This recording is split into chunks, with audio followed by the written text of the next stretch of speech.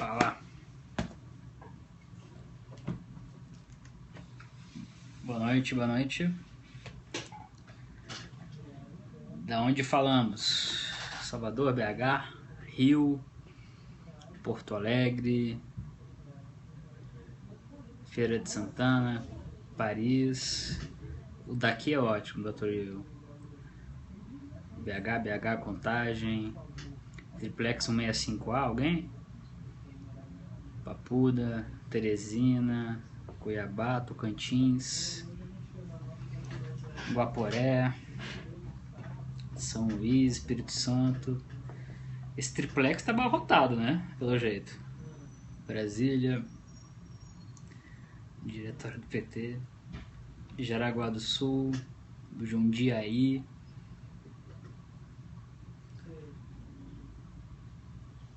fala meu nome, Thierry Rodrigues, ok. Thierry, tá falado. Goiânia. Tem algum beliche da PF aí?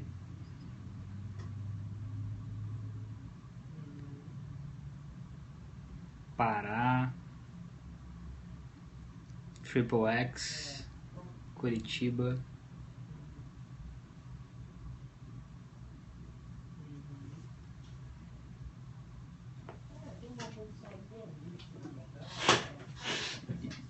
Vamos lá?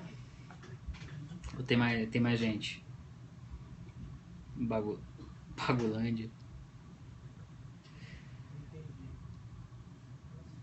Tia do Lula. Ai, gente, como às vezes aparecem uns malinhas aqui, né?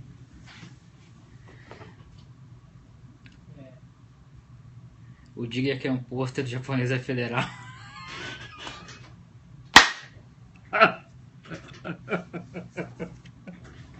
Eu vou mandar um pôster pro Diga, tá, doutor? Do japonês. Pra ele botar no quarto dele. Ficar sonhando com o japonês da Federal.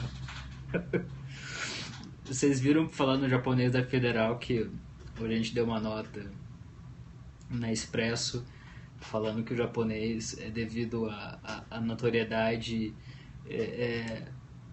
incandescente, foi desviado das funções de escoltar os larápios da Lava Jato para outras funções, né? Porque realmente o assédio está tão grande que ele não consegue andar na rua. Então eu acho que agora o Newton, que é o agente, vai ter que... Isso vai ser reservado para operações muito especiais. E causou tristeza em muitos de vocês, eu tenho certeza. Não ver mais as fotos da Lava Jato com o japonês do lado, né? E... Bom, dia de Lava Jato, né? Triplo X, evidentemente, não é nenhuma menção indireta ao ex-presidente Lula, né? Isso é só coincidência, tá? Desculpa aí. Bom, vou tentar resumir o que para quem não leu bastante ou não se informou. O essencial da operação é o seguinte: em termos estratégicos, ela é uma etapa necessária no caminho para desmistificar alguns personagens que estão no topo da cadeia alimentar do esquema do Petrolão. Com isso eu acho que vocês entendem muito já, né? Ou seja, é pelas beiradas. Tem que se ir aos poucos e preparando a opinião pública e também reunindo elementos e evidências sólidas, muito bem fundamentadas, incontornáveis e retorquíveis, de como, de que maneira, em quais valores, a mando de quem, com qual dinheiro, o topo da quadrilha do Petrolão se beneficiou do esquema, né?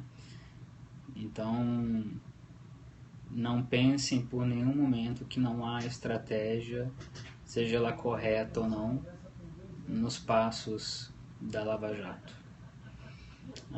Então pode parecer uma operação menor, né? Se você olhar, mas só prenderam uma publicitária, laranjas, busca e apreensão em endereços que não são muito conhecidos.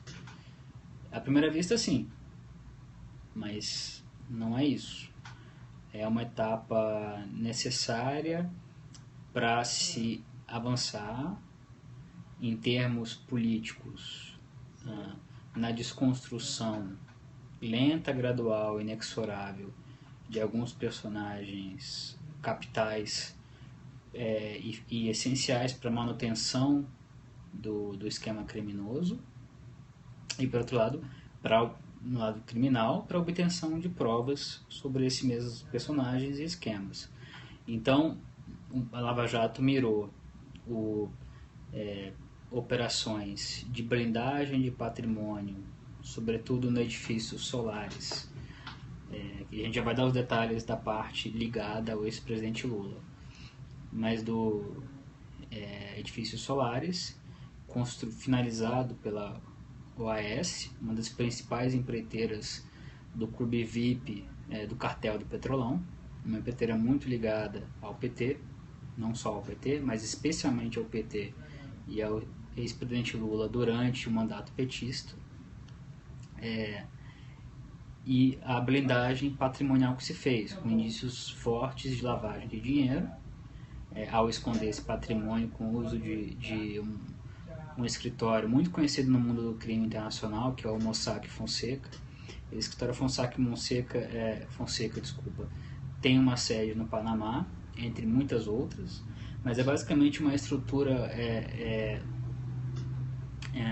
de fachada, vamos dizer assim, fornece serviços para esconder patrimônio e dinheiro de muitos dos principais ditadores do mundo, e de grandes empresas também. Então tem um lado lateral dessa história que é muito interessante, que pode acabar trazendo clientes brasileiros desse esquema. Vários já estão na documentação, nós sabemos quais são vários desses clientes, não publicamos porque é preciso ter uma apuração maior, né? Mas percebam que essa estrutura criminosa de lavagem de dinheiro, de blindagem de patrimônio, e que permite qualquer tipo de dinheiro sujo que seja administrado e escondido das autoridades brasileiras e de outros países, também foi utilizado pelo Gaddafi na Líbia, por um primo do Bashar al-Assad, também pelo Ben Steinmetz, ligado ao Obiang, aquele ditador da Guiné que pagou o carnaval no Rio, pagou, aliás, com suspeita de ter intermediado dinheiro via Odebrecht, né? É bom lembrar. Também tem dinheiro do Mugabe por meio de uma ilustração. Também tem do Lázaro Baez, que é um grande operador kirchnerista. Tem da Yulia Tymoshenko, da Ucrânia. Deixa eu ver qual ditador não está lá. São vários ditadores. Tem também do Robson Marinho, aquele conselheiro do Tribunal de Contas que participou do esquema da Alstom no governo tucano. Tem alguns investigados brasileiros em outras operações, gente menor, mas enfim, é um esquema muito grande e profissional, não é um esquema tosco não. Então quem se utilizou dessa estrutura, tudo indica que foi a OAS que recorreu a essa estrutura criminosa aqui no Brasil para esconder o patrimônio, fez contratando um serviço profissional. Não é serviço vagabundo, não. É serviço de quem é gente grande. Só que, claro, é Brasil, né? Então, como vocês viram, entra a parte da revista Época, a gente publicou no site. A operação ela foi precipitada, a operação da PF, porque o repórter Daniel Aidar, aqui da revista, estava investigando a fundo esse edifício da Companheirada e chegou a ter nome de uma offshore ligada a esse grupo Mossack. E ao ligar para buscar informações, ligar para um dos laranjas, a laranja liga para o outro, e aí aquele diálogo que vocês viram maravilhoso, deles dizendo que estão triturando os papéis e também pedindo para reservar 2 vinhos, aquele diálogo bem brasileiro, né? Bem tosco. E aí com isso eles começaram a destruir provas e decretaram, sem saber, a própria prisão, né? E busca e apreensão, etc. Então, assim, o essencial, vocês não precisam guardar, acho que, nomes, além do nome Mossack, que é dessa grande Shell Corporation. Os outros nomes tem muitos laranjas, tem boys, enfim, uma série de personagens que não são relevantes a não ser como instrumentos para obtenção de evidências. É um grande laranjal. Agora, é um laranjal plotado no edifício Solaris, né, em grande parte. O edifício em que há o triplex associado ao ex-presidente Lula. E aí eu botei para vocês uma reportagem muito consistente, muito didática do JN, que foi agora há pouco. 6 minutos e 16 segundos de reportagem. E essa reportagem eu acho que eu não tenho nenhum problema em dar crédito a quem de direito. Esse é um caso em que a revista Veja foi muito bem e deu várias informações. O JN consolida muito bem as informações conhecidas aqui do Ministério Público de São Paulo, com operação no Paraná, porque um ponto importante, apesar da investigação do Ministério Público Estadual acerca desse prédio e também do ex-presidente Lula, a operação no Paraná, da Lava Jato, não tem nada a ver com esta de São Paulo. São 2 operações distintas, mas que acabam se comunicando de forma não intencional, né? A Operação Lava Jato já vinha investigando, avançando na investigação da OAS por um lado e do Blue Eye por outro, e esses 2 caminhos acabam desembocando no edifício Solaris, porque por um lado, como diz o próprio Ministério Público, há evidências consistentes de que o serviço, entre aspas, da OAS no edifício Solaris, que não é explicado de forma econômica, ou seja, de forma em termos de negócios, só é explicado de forma política, como favor ou outra coisa, acontece de modo concomitante à prosperidade criminosa da OAS junto à Petrobras em contratos fraudados ou superfaturados. Então, há um problema sério nesse sentido, porque uma das principais empresas do esquema criminoso, da organização criminosa, o Léo Pinheiro como executivo e timoneiro da OAS em todo esse esquema, embora a OAS seja do César Mata Pires, o Léo Pinheiro já condenado, a OAS já completamente destruída na Lava Jato, no sentido criminal, ao mesmo tempo em que recebe benefícios criminosos, e a palavra tem que ser repetida, na Lava Jato, na Petrobras, termina de construir esse prédio no Guarujá, ligado à Bancop, que é uma longa história, mas que basicamente houve um desfalque de sindicalistas petistas na Bancop. Muita gente ficou sem apartamento, mas milagrosamente aqueles escolhidos divinamente receberam seus apartamentos, entre eles triplex. Quando você observa a estrutura, a propriedade dos apartamentos no edifício, fica muito claro que há algo de muito suspeito, há algo de, como o Ministério Público Estadual de São Paulo e a Força Tarefa em Curitiba indicaram, de criminoso mesmo. Entre os proprietários de apartamentos há o Freud Godoy, ligado ao Lula, há uma operação de lavagem de dinheiro muito tosca envolvendo a família do Vacari, há apartamentos em nome de offshores, há apartamentos em nome da própria OAS, e há, no caso específico Por isso o dever de casa da matéria JN, para quem não acompanha o noticiário. O caso específico do triplex 64A, ligado ao Lula, e que é uma história escandalosamente mal contada, né? Assistam a matéria, leiam o que vocês tiverem lido, mas o Lula tinha uma cota na Bancop, no programa da Bancop. Esse prédio não seria construído, de repente foi construído, foi escolhido para ser construído, e há uma série de depoimentos que indicam de forma muito consistente que basicamente a OAS bancou uma reforma de no mínimo R$700 mil neste apartamento, que a dona Marisa e seu filho Fábio visitaram o apartamento acompanhados do Léo Pinheiro, este mesmo que foi preso com prisão domiciliar e é condenado no Petrolão, que o próprio ex-presidente Lula esteve lá e que uma vez que estourou o escândalo, sumiram do apartamento.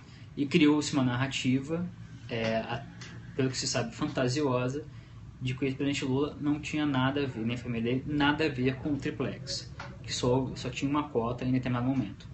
Isso é manifestamente derrubado pela soma dos depoimentos, pelos documentos cartoriais, pelos documentos fiscais também desenvolvidos, e a explicação dada pelo advogado da família do ex-presidente Lula ao Jornal Nacional é absolutamente frágil, muito frágil. Não se apontam ali respostas aos fatos apontados pelos testemunhas que eu citei agora. Disse apenas, limita-se a dizer que o ex-presidente, quer dizer, na verdade, Dona Marisa tinha apenas cotas desse empreendimento, quando é evidente que, na verdade, era um triplex destinado à família do ex-presidente Lula, bancado com dinheiro do OAS, mesmo o OAS que recebia de forma criminosa dinheiro da Petrobras e pagava propina por isso. Então, sem contar o sítio em Atibaia, que é o que tudo indica, também foi parcialmente financiado pelo OAS e viabilizado pelo Bonlai, amigo do ex-presidente Lula. Ou seja, pessoal, o cerco está se fechando. Essa é a verdade. Esses são os fatos, não é invenção, não é conspiração, não é exagero, não é nada a não ser os fatos relacionados à relação muito suspeita entre um presidente da República, hoje ex-presidente da República, e a sua família, com um dos principais executivos do Petrolão.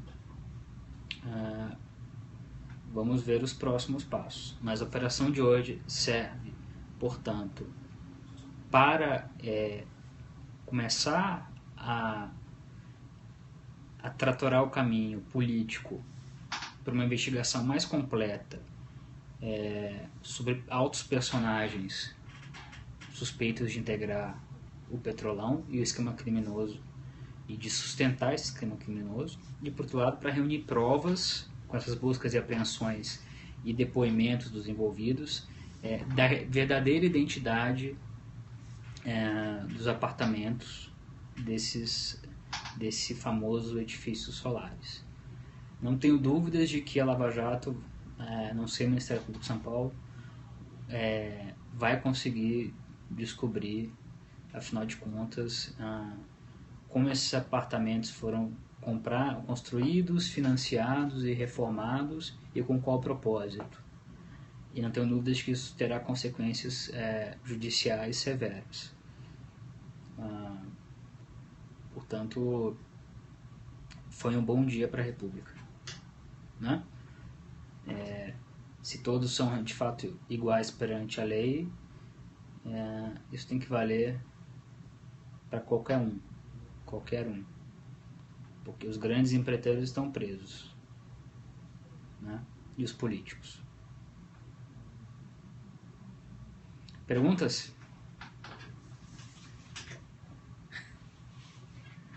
Tem umas perguntas em forma de piada que eu não posso comentar.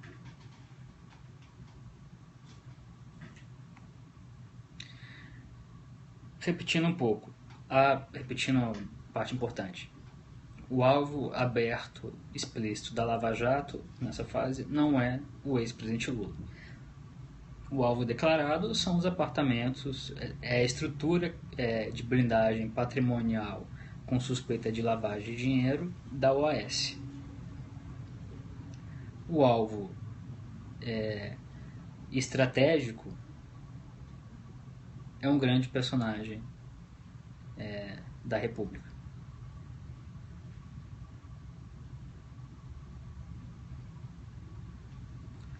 Questions? Vamos ver aqui no Twitter.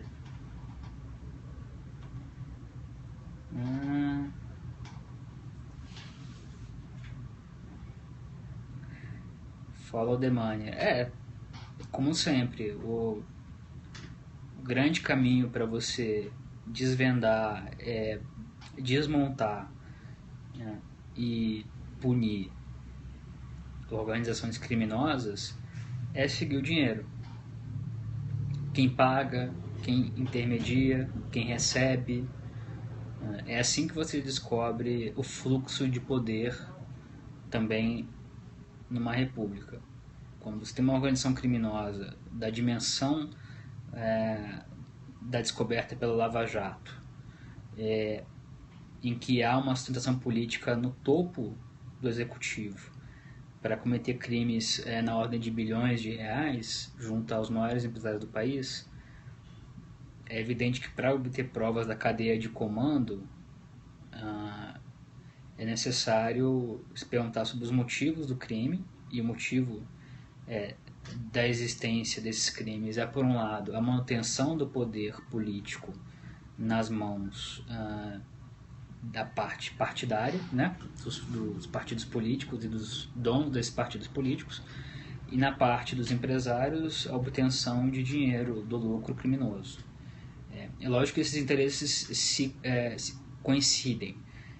Acaba sendo de interesse dos empreiteiros e dos empresários envolvidos que o mesmo grupo político permaneça no poder, por isso financiamento ilegal das eleições dessas pessoas, e também pagamento de propina, e as coisas se misturam, assim como fica sendo de interesse dos agentes políticos, não só a manutenção deles mesmos no poder, como também a obtenção de lucro e a manutenção dos mesmos dirigentes empresariais junto à Petrobras e outras estatais. Ou seja, os interesses coincidem e são mutuamente alimentados.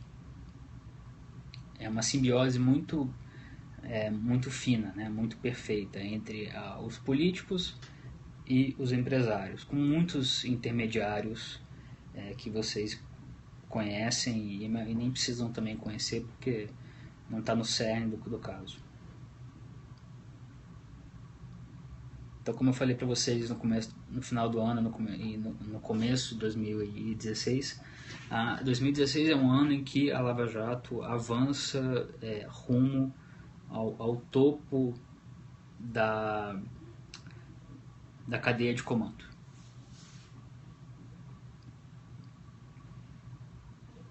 E vai ser, como eu falei, um grande teste de estresse para nossas instituições. Que a gente vai assistir realmente o limite do que é a isonomia no país, né? E serão tempos interessantes, traumáticos para alguns, vitoriosos para outros. Cunha vai ser afastado ou não? Um parêntese, informação que eu tenho aqui não, por enquanto não. Eu fiz uma crítica à peça do PGR em dezembro contra o Cunha. Não vou repetir aqui, mas achei essencialmente retórica e pouco factual. E acho que alguns ministros do Supremo, alguns ministros importantes, compartilham dessa visão. Não que o Cunha não tenha cometido crimes, os indícios são veementes de que cometeu crimes, mas não crimes de obstrução de justiça que justifiquem o afastamento dele. São coisas diferentes. A lei é essa e tem que ser seguida. Mas podemos falar de Cunha em outro momento. Hoje eu acho que não é o dia, né? Ainda sobre a operação de hoje e esses caminhos da Lava Jato, vocês têm perguntas? Para a gente não sair muito do tópico. É um tópico muito rico.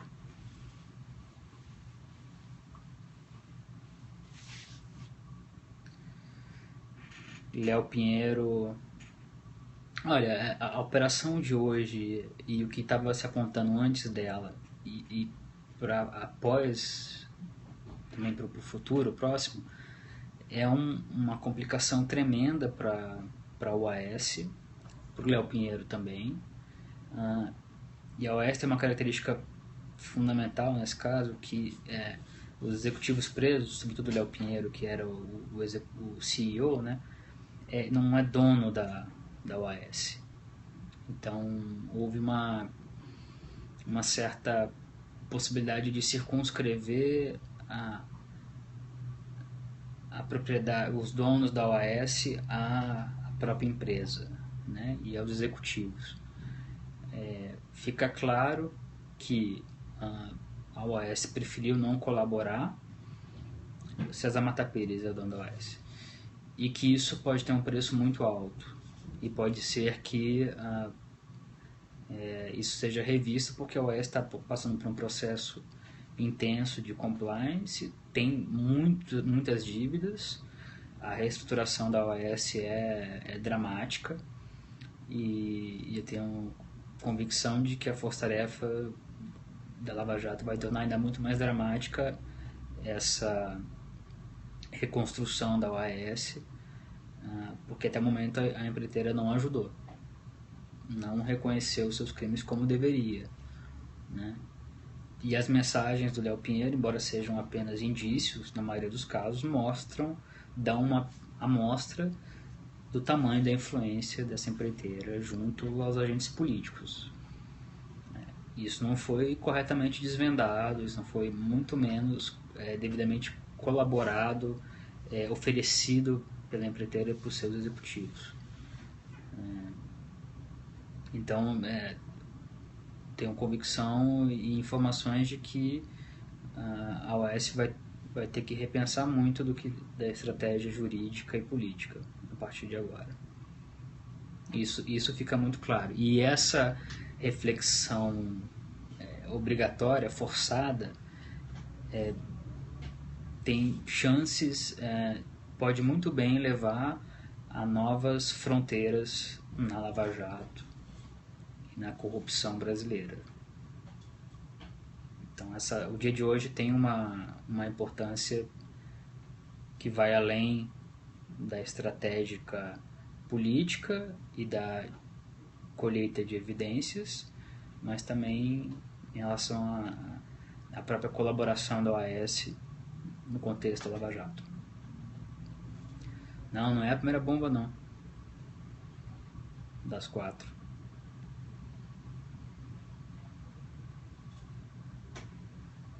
Falei demais, né? Porque esse assunto é muito interessante.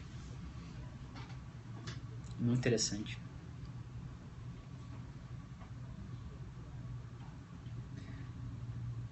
Léo Pinheiro pode ser que mude de regime, sim.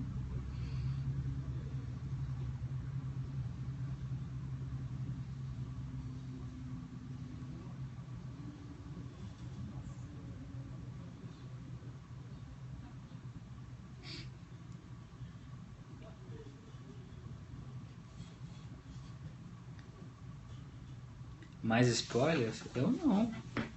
Vocês não voltam mais? Vou deixar vocês na seca.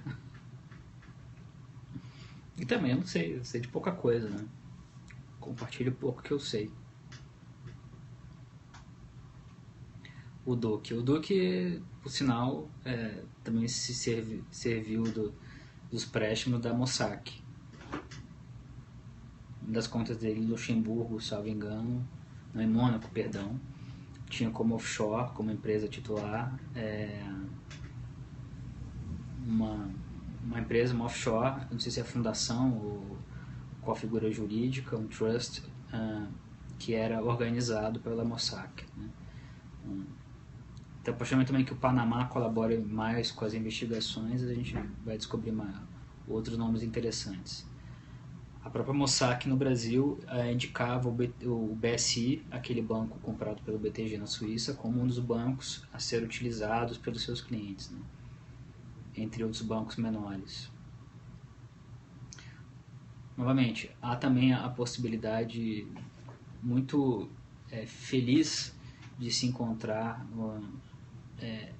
empresários, advogados, aliás, há muitos advogados nessas listas, e políticos que se serviram desses esquemas de lavagem de dinheiro e de ocultação de patrimônio que não tem nada a ver com a Lava Jato, mas que também jogam luz em como funciona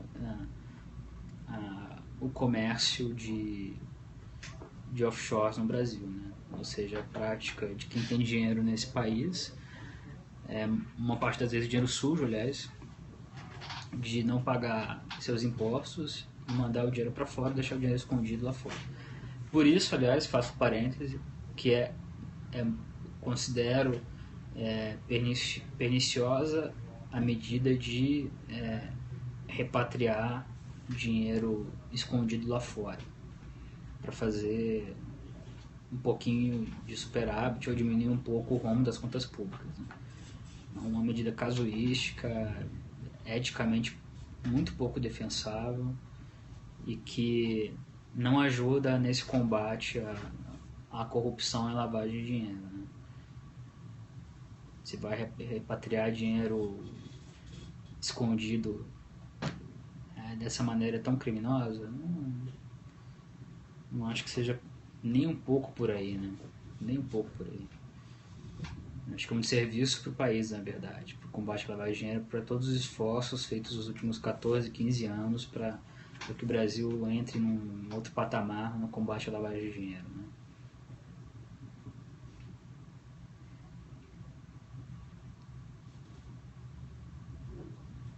Perguntas, meu povo? Isso aí, tem que assinar a época. Depois de ganhar milha da Azul. É isso mesmo.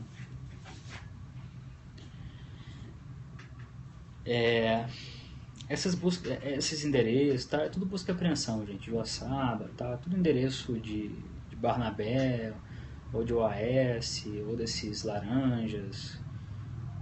Não é nada importante. Não precisem se fixar nisso, não. Ainda sobre triplo X,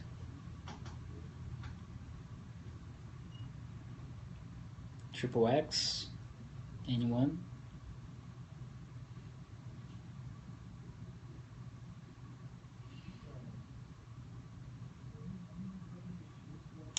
Então, só para começar a finalizar, como diria o idiota, um certo personagem diz que gosta de ser provocado, né? Eu acho que ele deveria se preocupar mais em dar explicações convincentes às fundadas suspeitas de uma relação promíscua e desonesta com um dos maiores empreiteiros do petrolão. Os elementos estão se acumulando e a retórica não vai salvar aqueles que cometeram crimes. Essa é a minha modesta impressão diante dos fatos e do conhecimento dos personagens envolvidos na investigação.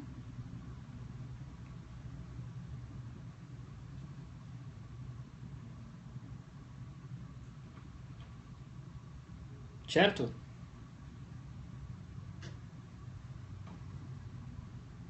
Se eu sofro perseguições, eu não. Tem processos, tem... A equipe também enfrenta processos, mas a mim não me preocupo com isso.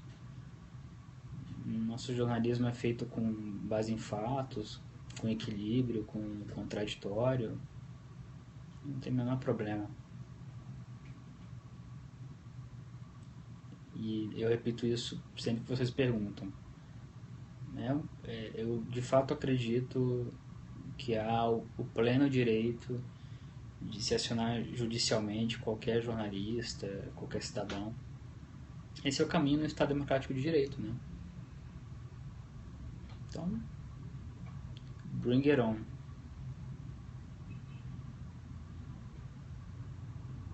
Continuaremos fazendo bom jornalismo sem exagerar e sem passar a mão na cabeça.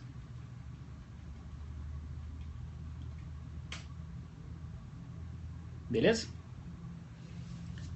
Amanhã temos mais, senão vocês cansam. Hoje foi praticamente um monólogo. Espero que não tenha sido muito tedioso.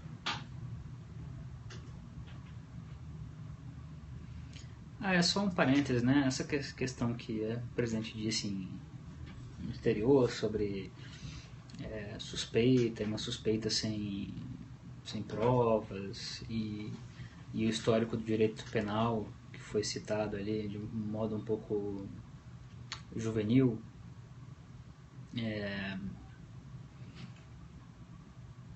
Eu acho que cada um pode ter sua visão da evolução do direito penal, das garantias individuais, né? Só acho uma pena que talvez algumas das pessoas mais relevantes da nossa república não tenham um conhecimento minimamente adequado de como funciona um Estado democrático de direito, né? Às vezes basta ler a Constituição, não é demais não. Beleza, pessoal? Valeu, gente. Ficamos por aqui. Não deixem de ler o site da revista, que tá ainda mais quente. Temos novidades vindo por aí. E se preparem para a edição do fim de semana. Tá bom? Nos vemos amanhã, se tudo der certo. Um abraço grande. Tchau.